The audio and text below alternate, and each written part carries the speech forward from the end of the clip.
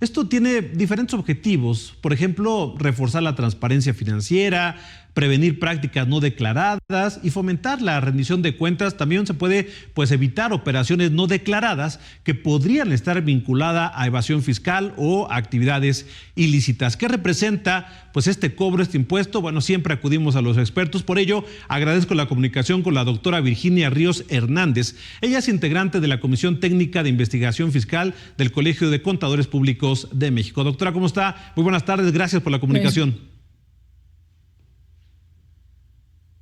¿Sí me escucha? Buenas tardes. Gracias, sí, doctora.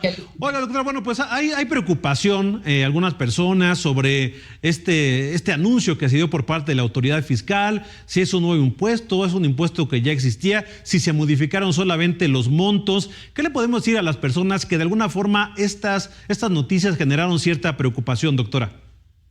Efectivamente hubo algunas noticias, pero esas noticias no fueron reales. Fueron noticias que tradicionalmente cada fin de año se dan, pero que son fuera de sustento. En la actualidad no hay un impuesto específico por los depósitos en efectivo, como sí lo hubo hasta 2013. En 2013 se abrogó la ley correspondiente y entonces ya no hay un impuesto a esos depósitos en efectivo que sí lo hubo anteriormente.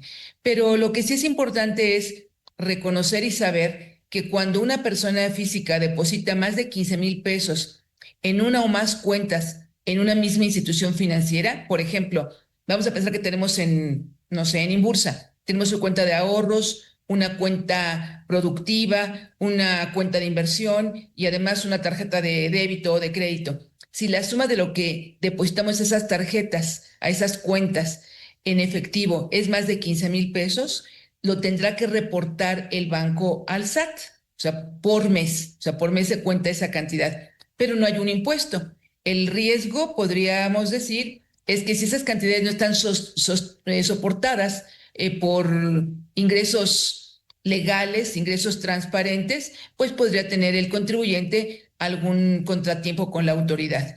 No por cada persona que tenga un ingreso en efectivo en esas cuentas de más de 15,000 pesos, le van a hacer una revisión, pero existe la posibilidad de tener que aclarar de dónde vienen esos recursos.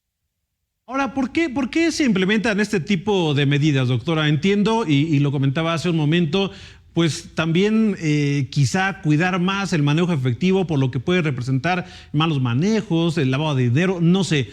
Usted como especialista, ¿por qué se implementan este tipo de medidas de limitar el manejo de efectivo, en este caso los depósitos bancarios? Principalmente por eso, por el posible lavado de dinero, por la omisión de ingresos ante el fisco.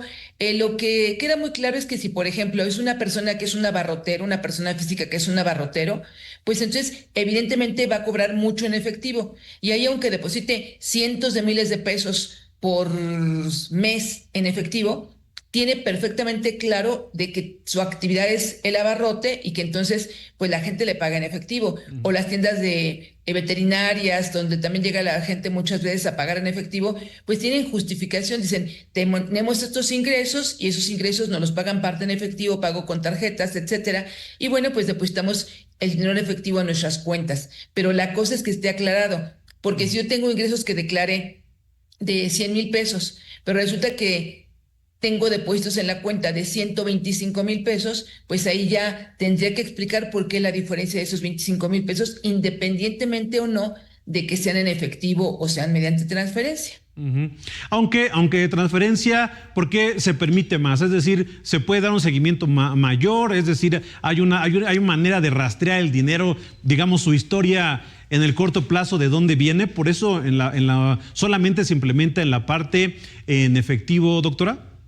Efectivamente, cuando es transferencia o es cheque o es mediante tarjeta de crédito, débito de servicios, pues se puede rastrear de dónde viene el origen. Y cuando es efectivo, pues es más difícil. Claro. Y ahí la autoridad pretende que se inhiba un poco el manejo de efectivo para que pues todo sea más transparente. Pero de cualquier manera, pues tiene la facultad la autoridad de cuestionar a las personas de dónde vienen esos depósitos en efectivo. Y bueno, repito, si es transparente, si tengo el soporte de que son ingresos lícitos y por los cuales pagué el impuesto, no tengo por qué preocuparme. Ahora, ¿cuál es el monto? ¿Son 15,000 pesos diarios o cómo se maneja Mensuales, son 15,000 pesos mensuales mensuales? en una sola institución. Por ejemplo, yo puedo tener en diferentes instituciones financieras, puedo tener diferentes cuentas. Si entre las 2 o 3 cuentas que tengo exceden los 15,000 pesos en efectivo, pero en ninguna en lo individual excede los 15,000, no tengo problema. Sin embargo, si en una sola, en la suma de las cuentas que yo deposité en efectivo, exceden los 15,000 pesos, pues la institución financiera tiene la obligación de reportarlo al SAT. Pensando en que solamente se tiene cuenta con alguna institución financiera, doctora, ¿no es muy poco el monto que se permite? Pensando en que, por ejemplo, hay rentas que están muy por encima de los 15,000 pesos o algunos seguros, no sé, del vehículo y que se quiere hacer el depósito en efectivo. ¿No está muy limitado este monto o vamos con estudios adecuado para lo que representa los depósitos en México tradicionalmente? Sí está limitado porque estas cantidades vienen más o menos de 2008, en donde empezó la ley del impuesto de los depósitos en efectivo, que eran más de 15,000 pesos pagaba el impuesto del 3% en ese tiempo. Entonces esto pues ya tiene un retraso considerable de 13 años más o menos. No se ha actualizado la cantidad, pero si por ejemplo quiero hacer un depósito en efectivo o me van a hacer un depósito en efectivo por un pago de renta, no tengo problema si yo estoy declarando el ingreso por renta. O sea, yo puedo cobrarle una renta a una persona que me paga 18,000 pesos de renta porque le rento un departamento o una casa. Me paga los 18,000 pesos en efectivo y bueno, yo le emito mi comprobante por los 18,000 pesos y ya no tengo ningún problema porque es transparente. Si en algún momento la autoridad me cuestiona el por qué tengo esos depósitos mensuales de 18,000 pesos en efectivo, pues yo digo, porque tengo un contrato de arrendamiento, pero he declarado esos ingresos siempre. Doctora, y de acuerdo con su experiencia, estas medidas se alinean, digamos, con otros países en el sistema financiero internacional. ¿Se utilizan en otros países este tipo de estrategias, digámoslo así, para que no haya pues malos manejos o lavado de dinero? ¿O es algo que se implementa en México de forma inusual en comparación con otros países?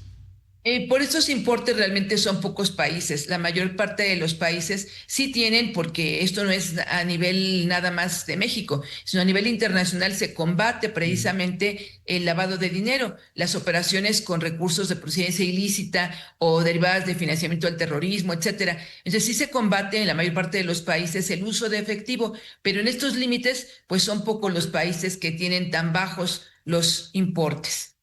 Doctora, pues le agradezco que nos haya ayudado a entender este anuncio que, como se dice, a veces desinforman o generan preocupación. Por eso consultamos siempre con los expertos para aterrizar esta información y bueno, pues que no haya ningún tipo de suspicacia. Gracias, doctora, y muy buena tarde.